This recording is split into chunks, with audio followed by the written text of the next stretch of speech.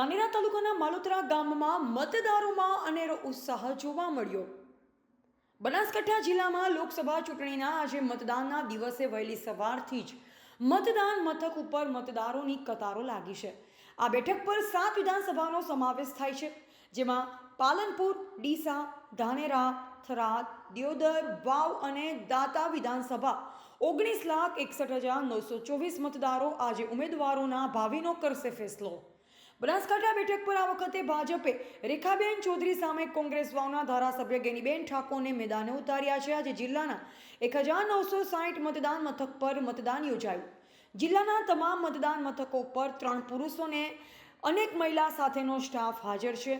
વહીવટીતંત્ર દ્વારા મતદાન મથક ઉપર બીએલઓ મતદાનની યાદી સાથે બૂથ પર હાજર હતા। ચૂંટણી પંચ દ્વારા મતદારોને તકલીફ ન પડે તે માટે ચૂંટણી કાર્ડ સહિતના Aadhaar card, PAN card, passport, driving licence જેવા 12 જેટલા દસ્તાવેજો માન્ય ગણાવ્યા હતા। આજે ચૂંટણી દરમિયાન વહીવટીતંત્ર દ્વારા મોબાઈલ લઈ જવા પર પ્રતિબંધ મૂકવામાં આવ્યો। રિપોર્ટર પોપટલાલ દરજી, ધાનેરા।